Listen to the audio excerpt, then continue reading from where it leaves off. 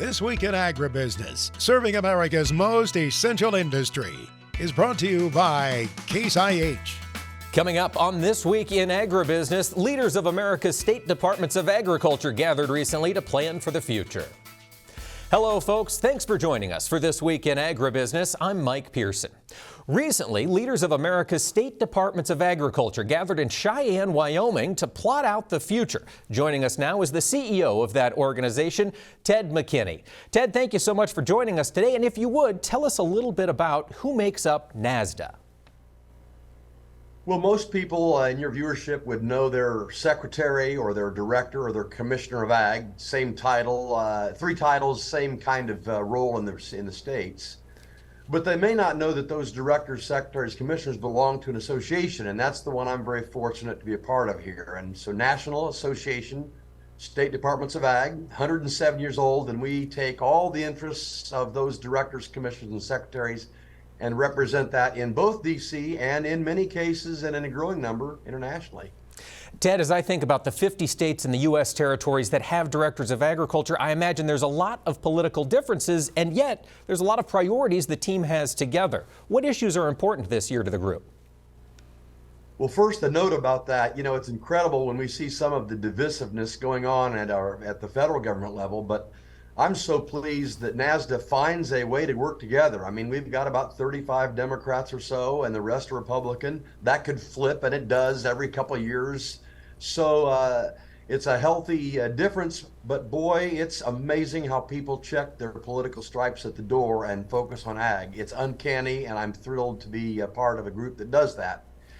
The issues that we face, we have been historically doing or taking up policy twice a year. That'll change to once a year, but we did cover it at the annual meeting hosted by our then president, Doug Miyamoto, in Wyoming.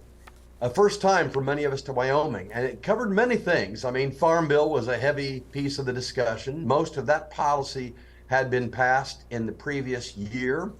But things like ag research, always important to us. We talked about that because it tends to be 11th on a list of 10 in priorities, 6th on a list of 5. And we are seeing laboratories and other research-oriented programs really wane. We're now like 5th or 6th in the world, not the traditional first. So that's one of many other issues. Trade came up in a big way, lots of discussion on the Foreign Ag Service, our longtime friends, where we celebrated 40 years of partnership. The list could go on, and we could cover these over hours and hours and hours, but those are at least a couple highlights for you, Mike. Absolutely. There's always something coming, Ted. And for viewers who want to keep up to speed with the work of the National Association of State Departments of Agriculture, where could they go for more information? NASDA.org, NASDA.org is the website, or they can just find a way to contact many of the team on the staff here. Fantastic. That's Ted McKinney, CEO of the National Association of State Departments of Agriculture. Yes, fall is in the air, which means more combines will be running to complete harvest. And this year, we'll be taking the time to check in on harvest throughout the season with our friends from Pioneer. It's a segment we call In the Cab with Pioneer. This week, we're heading to Western Kentucky. We're meeting Milton Cook, who's a corn, soybean, and winter wheat farmer down there outside Princeton, Kentucky. And Milton, thanks for taking the time to talk with us this week. Happy to be here. Let's talk about the corn season. You've got the harvest underway so far. How many days have you guys spent in the cornfields? We're about 10 days in on the corn harvest. 10 days in on the corn harvest, and this has been a variable season, Milton. You folks, I know, have faced some challenges. Can you fill us in on what this growing season looked like in your neck of the woods? Well, it's kind of interesting. May and June started out like a repeat of last year, extremely hot and dry. And fortunately, it did start raining the early part of July, and rain from July basically to the first week of September. We had around 25 inches of rain, which is way more than we needed. And with the rain came the wind. So we had some wind damage in the corn. And 2 or 3 weeks before the corn finished during rain fill, we had 1 week of really high temperatures, upper 90s, and then close to 80 at night, which is not good. And then after that, we got some more rain, and then it was cloudy for a week. So that's not good either. But all in all, it's a slightly above average crop, so we're happy. I'm glad to hear that. Slightly above average on your farm. Are you hearing similar stories from your neighbors that confronted those challenges as well? We are. From what I can gather, whether you go north or west or south, the western part of Kentucky, everybody is pleasantly surprised that the crop managed these challenges as well as it did. Well, that is always good news. Milton, I understand this year you also had an experimental test plot of corn on your farm. Can you fill us in a little bit on what all was in the ground there? Well, there was a lot of varieties that hopefully we get to look at next year. And the cool thing about that is you get a year glance into the future, I guess you might say, on what we're looking at. But I haven't really got to analyze all that data yet. But there's some exciting things in there. And now that's something that Pioneer does a lot of course, testing plots across the country. Is that data that you've used in the past to help you make decisions, Milton? Oh, definitely. And the advantage to that is when you get to do a plot like that on your farm, it's not just something you're reading. You get to see it firsthand. And everybody's farm and region is different. And so it's really valuable data for us. Of course, you've got corn in the ground there. I also understand you've got those Pioneer brand Enlist E3 soybeans, and bean harvest is getting close, Milton. Is that right? Actually, this is day one of soybean harvest, and I'm in the combine. We don't even have it calibrated yet, but we do know we're not leaving them all on the ground, so that's a good first step. It is. Well, lots of moisture in August. Not an ideal time to see wetness in the soybean field. Those Enlist E3 soybeans have defensive traits against SDS and white mold. Was any of that an issue this year? Not really. What has affected the beans, we raise a lot of double crop soybeans. We had a 7-inch rain a few weeks ago, and actually the low spots are starting to mature a little early, but it's not a huge area. It was a crazy amount of rain. That is a crazy amount of rain, Milton. That is a theme I've heard from so many growers this year. The weather was throwing a wrench into a lot of folks' plans. How much longer do you think it'll take to wrap everything up if the weather cooperates? For us, that's normally around the 7th or 10th of November. It's like I say, a lot of our beans are double crop beans. They haven't even started turning yellow yet. So we're cutting our early beans now. All right, Milton, well, we wish you the best of luck in getting that bean crop out and completing that harvest in the corn crop. Thank you so much for talking to us and for filling us in on the progress there in Western Kentucky. You're welcome. Enjoyed it. There has never been a better time to upgrade your combine tractor and grain cart tires. Save up to $300 per tire when you buy 2 or more eligible Firestone Ag radial tires this fall. Visit firestoneag.com for more details. Now it's time to talk markets. Joining us this week is Craig Turner, the author of the Turner's Take newsletter and podcast. Craig, thank you so much for joining us here. Hey, thanks for having me. Happy to be here.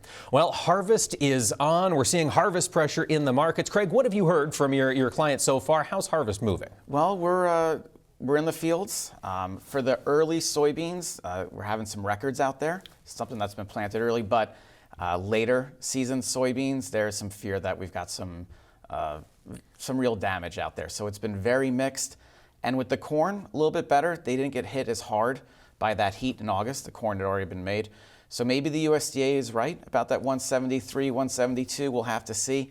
Just from the early conversations I'm having, I am expecting the soybean yield probably to come down a little bit. Wouldn't be surprised if we're sub 50. Craig, as we think of other issues that are impacting growers this time of year, one thing I've seen a lot of is concerns about the river system. Low water levels on the Ohio, the Mississippi. Are we seeing that backup basis at all up and down the rivers? Yeah, you're starting to see part of that. And what's interesting too, not only is that happening, but the farmers, they just don't want to sell. They're going to want to store everything they possibly can because of that basis also. All right, Craig. One of the other things we're seeing right there across the market is a rise in the price of energy. Crude oil up big since earlier this summer. Is that helping to pull ethanol demand higher? We're really hoping it does. We haven't seen the evidence of it yet, but what we are seeing is the days of supply for crude hit 3-year lows. We're seeing our demand hit 3-year highs, not just domestically, but on the export side because there's been a cut in that OPEC production. And the SPR hasn't been filled yet. So while we've seen crude oil rally almost 20-25%, the ethanol's been lagging behind. but we're getting to a point here where there's like expectations of a spillover into ethanol. Craig, as we think about those higher energy prices, of course, we need a lot of fossil fuels to make fertilizer. We've seen fertilizer prices come down. Does the rise in crude oil make you think now's a time to act on those lower prices? Yeah, especially if the margins make sense. And also natural gas has been pretty low, but there is a risk this year for natural gas in Europe. If it's cold, our projections show you could have tighter supplies and higher prices like we did last year. The United States is a major exporter, but if natural gas maybe go to $4, then we would see a significant increase in those fertilizer prices. So if margins make sense, you probably want to start locking that in. All right, Craig, thoughts for growers if they're getting into that combine, they're finding bigger than expected yields. Are you marketing right off the combine, or is this a time to store? Well, seasonally, we usually put in a bottom. When you take a look at the corn market, there is going to be a large carryout. We're going to be over 2 billion, going to be 15% stock to usage or more. That usually means we're in the lower half of prices for the year, maybe even lower. The farmers I talk to are going to be selling soybeans for the most part. $13 new crop is a good price. Going to be storing the corn. And when you take a look at the price trends in South America and here in the United States, there is an expectation of lower corn acres in South America and the United States next year. So I do think it makes sense to store the corn, sell the beans, and if you do want to have a put maybe at that 450 level, I think that makes sense. The big question we all have about corn is that, what's the new low? If you get stocks at 2 billion, the old lows used to be 350, 330. That was before COVID and all this inflation. Is it 4? And I think we're eventually going to find out as the markets get more well supplied. All right, we'll have more with Craig Turner when we return. There has never been a better time to upgrade your combine, tractor, and grain cart tires. Save up to $300 per tire when you buy 2 or more eligible Firestone Ag radial tires this fall. Visit firestoneag.com for details. And we're back talking markets with Craig Turner, the author of the Turner's Take newsletter and podcast. Craig, we talked corn and beans, have not gotten your thoughts on the wheat market. That downward trend still looks like it's in place. Where does wheat go from here? All right, so wheat is elevated compared to where we've been for the past few years. And it deserves to be because we do have tight stocks, especially for high protein wheat. So Kansas City and Minneapolis. 80% of the world's exportable wheat is made in the Northern Hemisphere. That just happened with the spring wheat harvest coming up, and we still have elevated prices. So we're probably going to be elevated, at least in high protein, until May of next year when we start to see that Kansas City wheat just in the beginning of harvest. We're going to have opportunities to have marketing. There will be marketing opportunities for wheat.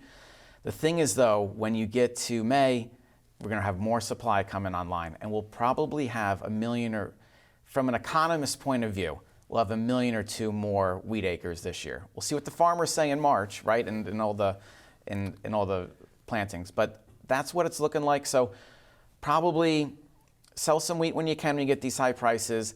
Probably even get more aggressive for next year because we do see ending stocks go from about 600 this year to about 800 next year. And that means we go from tight to adequate in the wheat markets. All right, growing supplies potentially in the wheat market, Craig. Opposite situation in the live cattle markets. Continue to see very tight supply, continue to see strong pricing. How long is this going to continue? Man, that is a question everyone's been asking, right? So when you take a look at the cattle on feed numbers, we're still lower than the year before. But when you take a look at the prices, they're just so high. I mean, you go to August and feeder cattle was $280. I mean, everyone was looking to sell that. So when you take a look at 2012 and what the drought did and how long it took for the livestock market to replace itself, it's 2 to 3 years. And if you're just using that model, I would say sometime in the spring, most likely summer, like starting with the August contracts, you'll eventually see some kind of weakness. You are seeing more weakness now on the cash side or on the retail level, and we're getting to prices so high here. The farmers that haven't been involved in cattle in years are now trying to figure out a way to get back into that business. So that tells me high prices cure high prices. Does take time, But I would think starting with the summer months is where we're looking at hedging. All right. With August. So expecting tight supplies, expecting elevated cattle and beef prices through next summer. Are you planning to sell for years in advance when we get to that point? I think you kind of have to. I mean, if you use the 2012 drought example, by the time we got to 14, prices started to break pretty significantly and did for the next 2 years. So eventually, commodities revert back to the mean. Cattle takes the longest. Cattle has the longest life cycle out of all those commodities. A crop can be replaced in 6 months between the two hemispheres. Hogs, 6-9 months, but cattle, it's a multi-year process. Lots to watch in these markets as we go forward. Craig Turner of Turner's Take, thanks for joining us this week. Colby Ag Tech is brought to you by Copperhead Ag Products. Visit copperheadag.com for more information. Well, the days are getting shorter, the nights are getting longer. You're going to want a good flashlight on your farm. Do you have a go-to flashlight? On this week's tech segment, I'm going to show you my favorite. This is a super bright light from Streamlight called the ProTac HL. I ordered a second one this week just so we had another one around the house, but I wanted to show it to you because it is absolutely amazing. It's got a 3500 lume light, which is incredibly bright, 2500 if you use different types of batteries, but if you use the included batteries, you get the brightest light. It comes with 2 rechargeable lithium batteries, as you can see here in the USB cord to charge them. You just clip them on, charge them up, it works great. As far as runtime goes, in the brightest setting, it'll last for well over an hour. If you dim it down to the lower settings, you can even get it to last as much as 10 hours. But I wanted to show you on this tech segment, not only its size and stature, you can see that next to the Coke can, but really, truly how much light it produces. And the only way to do that is to get this thing out in the field. It's certainly brighter than any light, let's say, on a headlight of your pickup truck or even any equipment. But the manufacturer claims that it puts out 1,500 feet of light. And as you can see here, I think their claim is correct. This thing is ridiculously bright on the highest settings. I like it for a lot of reasons. The second one I bought, we're going to leave that one in the house, more of a security thing. Trust me when I tell you, you don't want this in your eyes. This is not something for kids to use in any way, shape, or form. It will hurt you, it's that bright. And I think from a security factor, it's a great thing to have in the house in case you got an unwanted intruder or you needed to look around the backyard. For This Week in Agribusiness, I'm Chad Colby. Thanks, Chad. Folks, stay with us. We'll have more This Week in Agribusiness coming when we return. Closed captioning for This Week in Agribusiness is brought to you by Pentair Hypro, a global leader in innovative spray technology for farmers for over 75 years.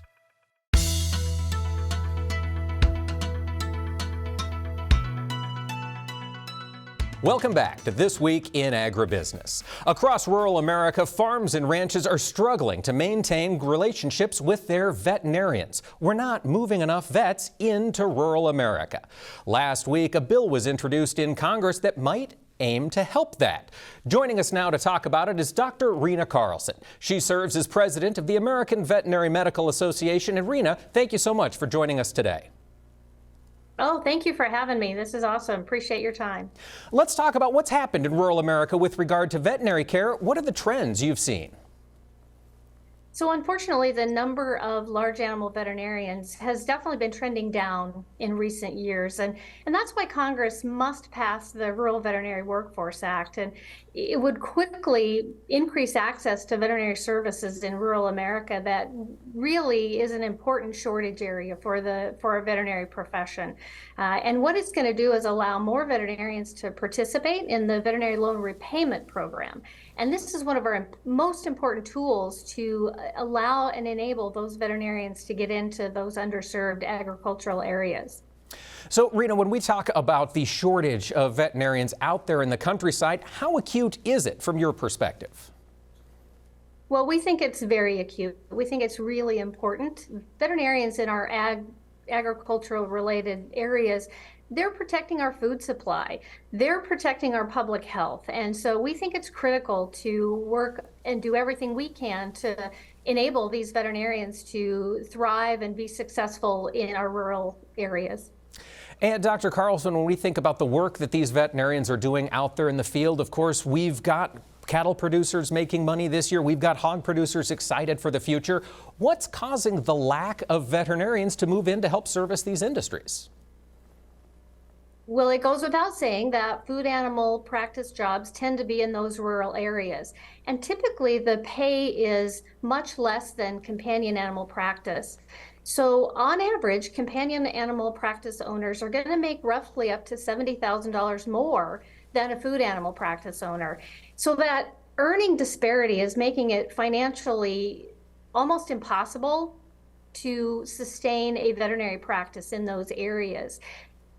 A big driver of that is our student debt. It's a huge impact on the choice and the career path that veterinarians take as they're starting their careers. And on average, we have students with debt around $179,000 or higher. So when you look at that income and debt, it really is hard for those veterinarians to make ends meet. Absolutely, Dr. Carlson. Now that we've got those figures, I'm hoping you can help me put the math together with this veterinarian workforce bill. $180,000 in debt. This bill would provide some additional funds. How would that work? How would the veterinarian be able to make money or earn this money back once the bill passes? So AVMA is a leading supporter of this federal legislation, and the student loan support really is going to help bridge that gap in income versus loan debt.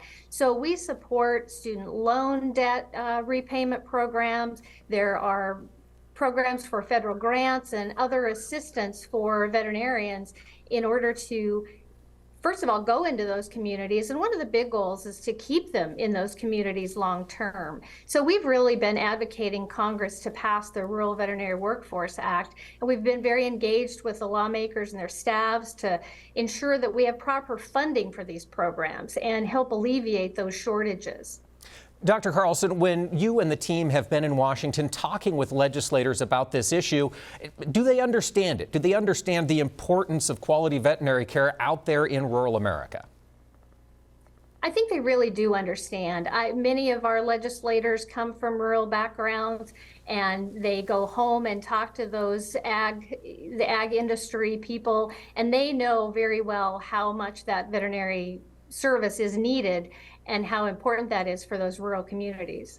And I'm curious because I know you have practiced veterinary work in Pocatello, Idaho, an area that is riddled with cattle. I'm curious, Dr. Carlson, are you seeing young people look at the veterinary industry enthusiastically in 2023? Are there young folks we can pull into this craft?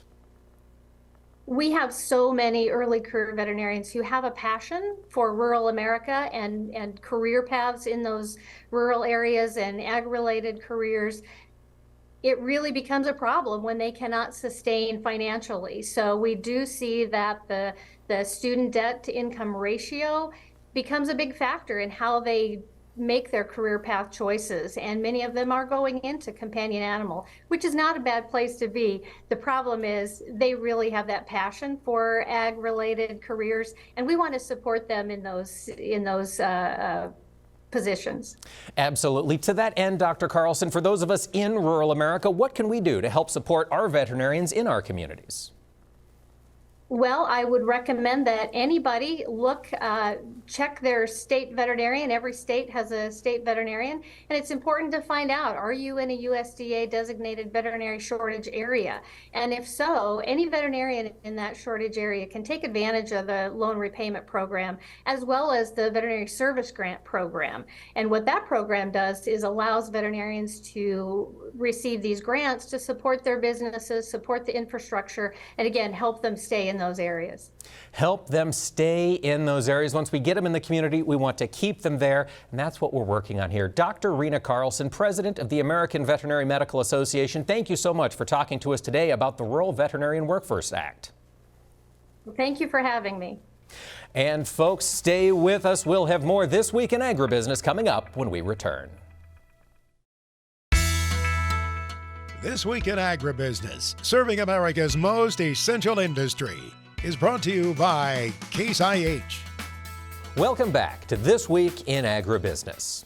While I was at the Farm Progress Show in Decatur earlier this year, I had the chance to talk soil health. Neil Bradyhoft, the farmer leader for the Farmers for Soil Health, had the opportunity to come by and fill me in on what that organization is up to. And right now, it's a busy time for the Farmers for Soil Health. It's time to enroll. We've got the website set up, farmersforsoilhealth.com, and any farmer could get on there and enroll their acres that they want to put into the program. Neil, how many different states can farmers enroll in from? There's 20 states, and it's also listed on the website if your state is included that you can sign up. So now if I'm a farmer and I'm not involved with Farmers for Soil Health, Neil, why should I be? What's the benefit to me as a grower? Well, I think for one thing, it gives us an opportunity to try cover crops on our farm. On our farming operation, we started cover crops about 8 or 10 years ago. Soil erosion is one of the things we watch out on our farm because we're highly erodible ground.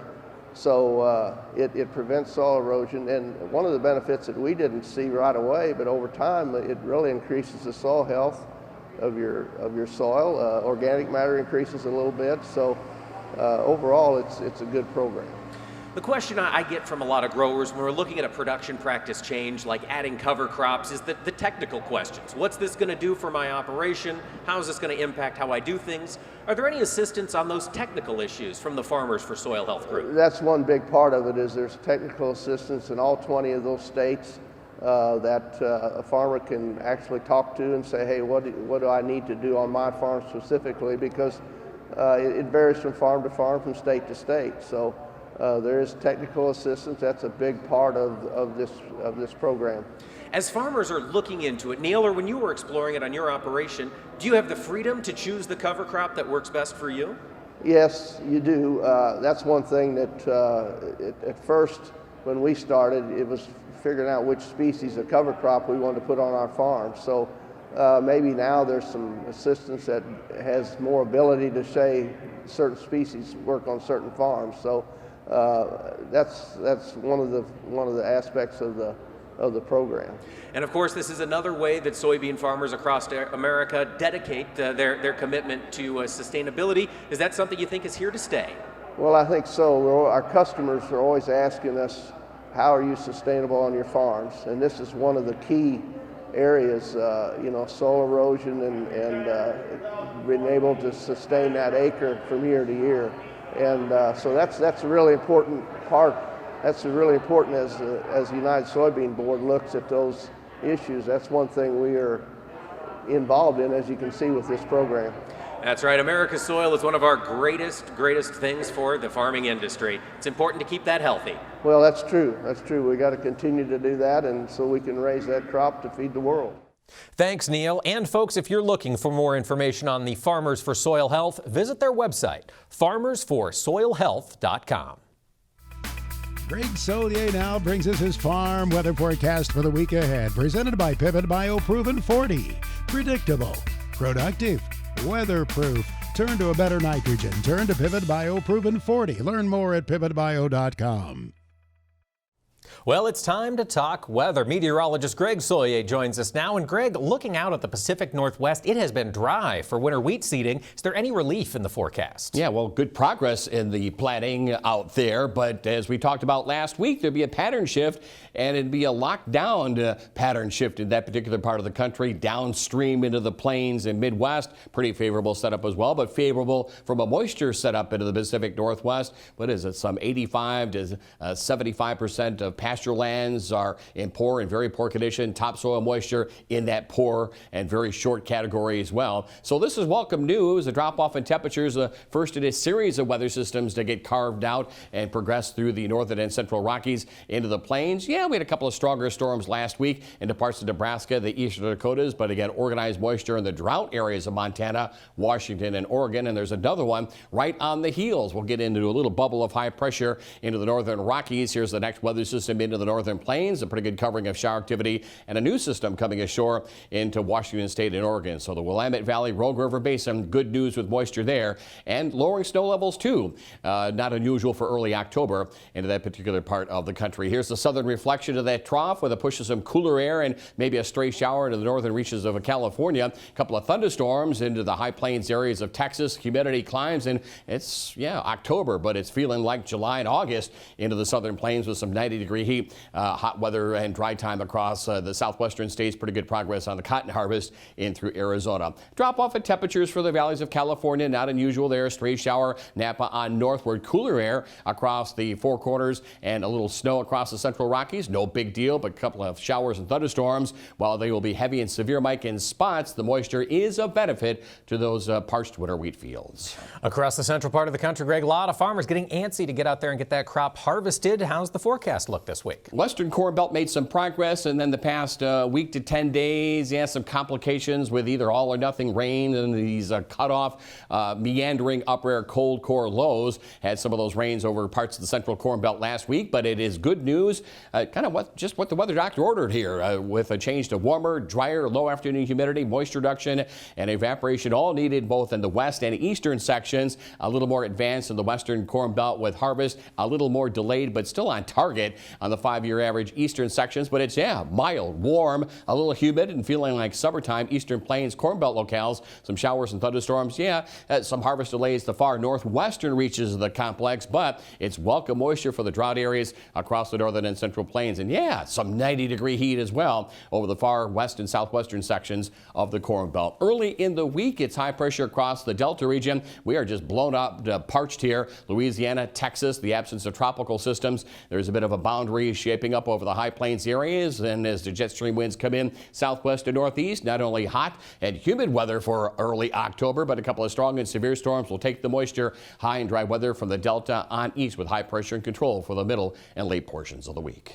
Well, Greg, take us over to the eastern seaboard. How do these trends play out for that section of the country? Again, we're getting kind of busy in the tropics again. No expectations like we had Ophelia coming ashore and previous weather systems that kind of generated a backup of weather systems and significant wind and rain here. It's a cooler, drier air, but a little system offshore the Outer Banks we'll keep an eye on. Dry weather for much of the Corn Belt. A couple of showers and thunderstorms out towards the Sioux Empire region middle parts of the week, and that frontal boundary is slow to move. Jet stream winds in from the southwest with a nice warm ridge over the eastern Corn Belt. Plenty of opportunity to get things mature or move along in fall field work or perhaps harvest operations. Pretty quiet weather pattern coming off the licking of wind and rain in the past couple of weeks across the northeast and New England.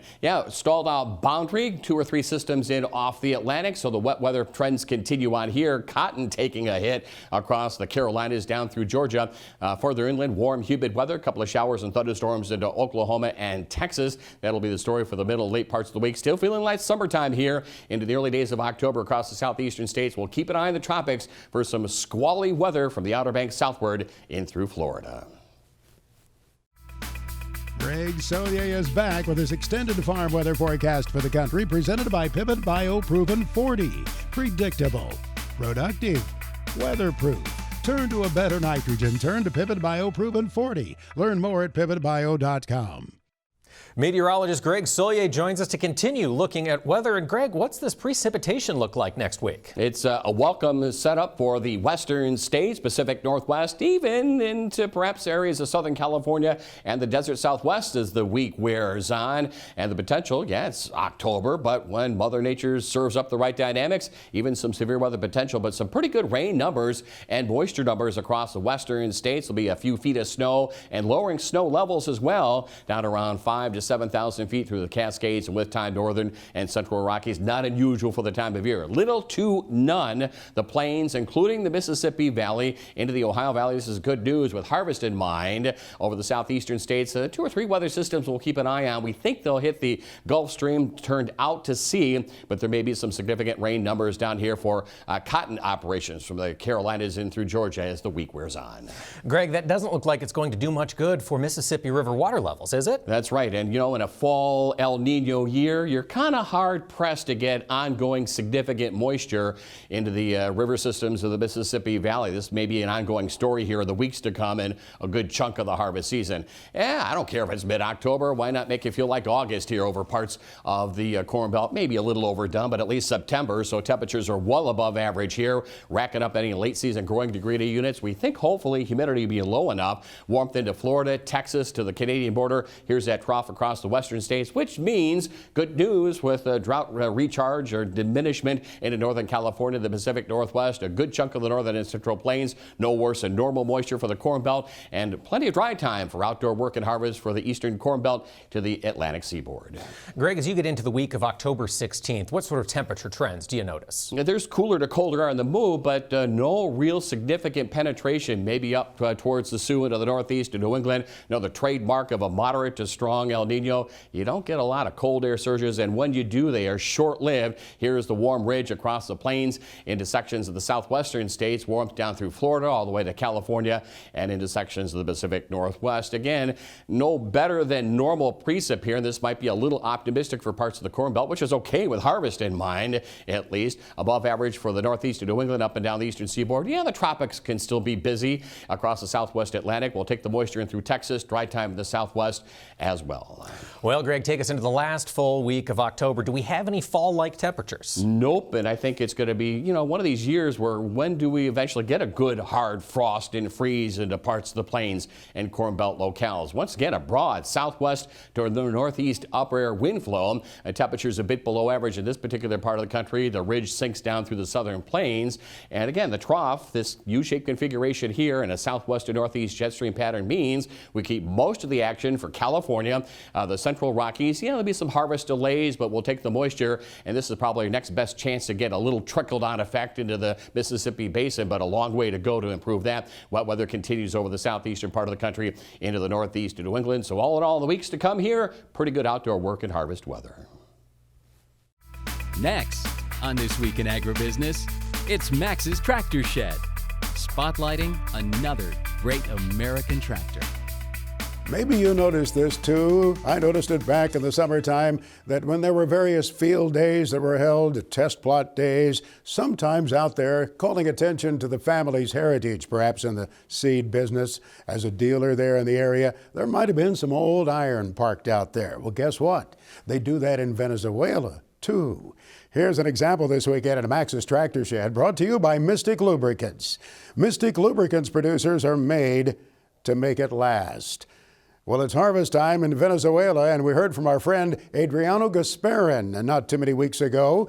And I noticed one thing there in that part of Venezuela. Now, it's the state of Portuguesa, which is called the breadbasket of Venezuela sometimes because of the big crop production there. That at their test plot on the Gasparin farm, they had a nice old farmall sitting out there. Not just any farmall, it has served 4 generations of the Gasparin family. Right out there for everybody to see. The M made in 1951, bought by Adriano's grandfather. Now, of course, there are bigger machines these days on the Gasparin farm in Portuguesa, Venezuela, but the old farmall has been there now, as I said, for 4 generations. Just as many old tractors in the U.S. are put in the spotlight, often calling attention to the heritage of our fine farm families. The Gasparin family 1951 M in Venezuela. Back in the good old U.S. of A., Mark Stock is working hard to bring maximum value for things crossing the block at Big Iron. Here's his weekly report.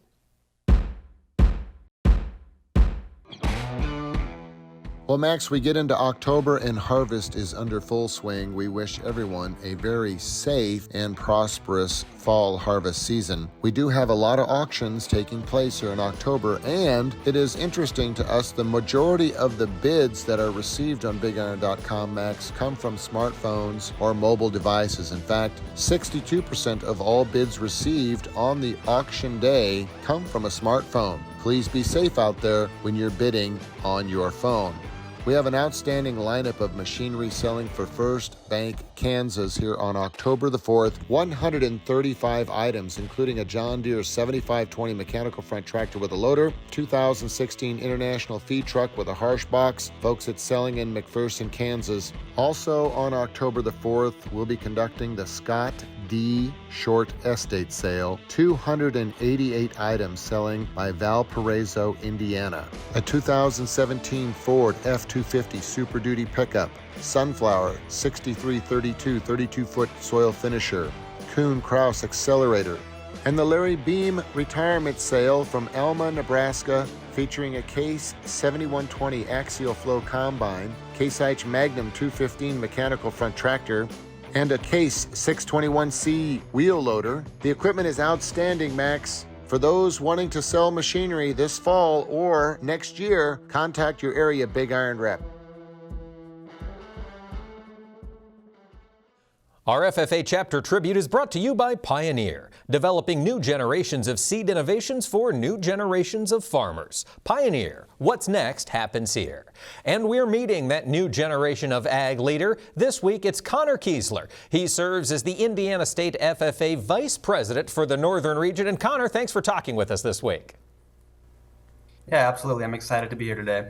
Tell us a little bit about your background, Connor. Did you grow up in a farm operation? So it was kind of a 50-50 operation we had. We didn't actually live on our farm. Our farm is about 10 minutes from our house. And there we had roughly 100 acres of farmable land that we rented out to a local farmer who did all the farming for us.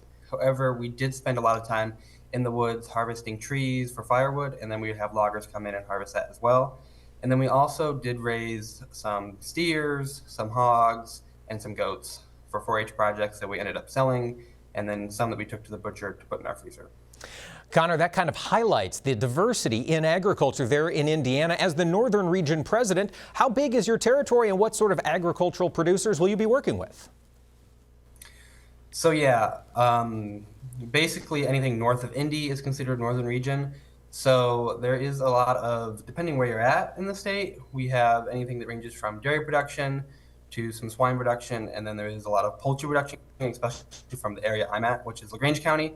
So what happens up there is that these poultry producers will pay you to put up a barn, and they'll pay for the chickens to be put in, and then you're in charge of feeding them, making sure they're healthy, and then they'll come and haul them out once they're full size, and then we restart the process.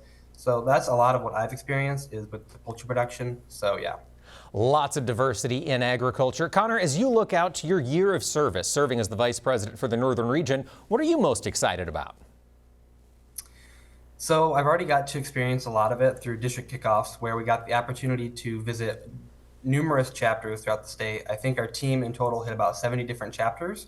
And so getting the opportunity to see what chapters do differently from other chapters and see the different operations they have going on, whether it's a hog industry or maybe they're in the beef cattle industry, but just seeing all those different chapters is a really cool experience.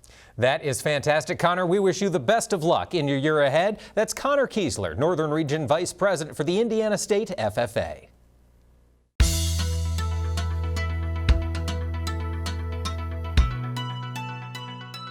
Welcome back to This Week in Agribusiness. Farmland values have been in the news recently with the sale last week in Missouri of 115 acres for $34,800.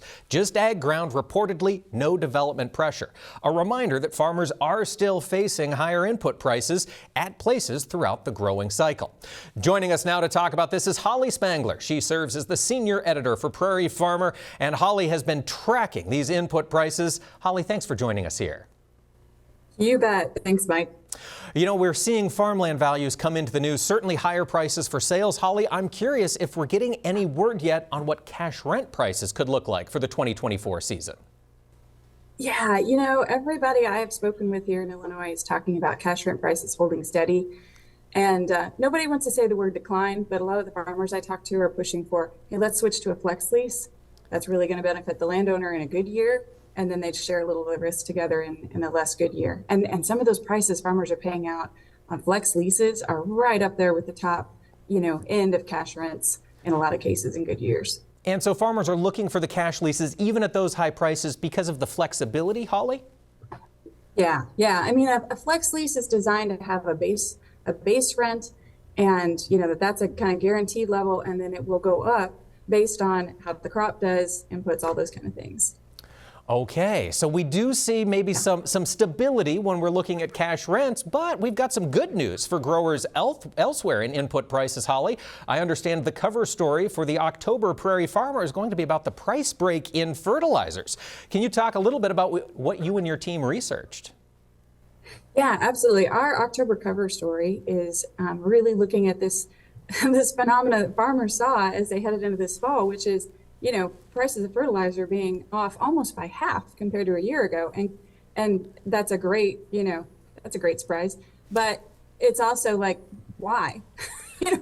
What's going on in our markets that's causing that to swing that wildly? And that's what we wanted to look at. The Illinois ag retailers are reporting prices being off as much as 49% from a year ago. And that makes a big difference for a farmer who goes, and priced anhydrous at $1,100 a ton last year. And you go in this year and it's $600, and what gives? Absolutely. And what'd you find? Can you give us a little taste of what you learned?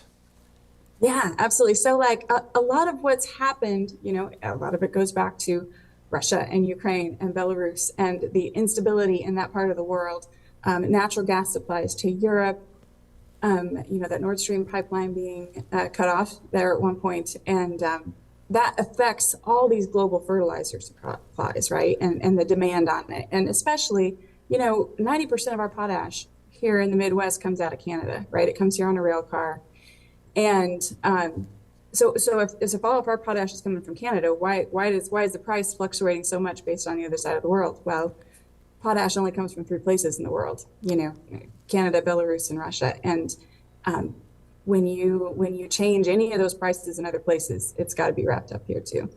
It certainly does. Almost 50% savings on fertilizer. It's an opportunity for farmers to take advantage of. That's Holly Spangler, senior editor at Prairie Farmer. Holly, thanks for joining us this week. You bet. Thanks so much, Mike. And thanks to all of you for joining us here for This Week in Agribusiness. Be sure to join us next week. We'll have more weather, market, and news conversation related to agriculture right here. Take care, everybody. This Week in Agribusiness is brought to you by Case IH.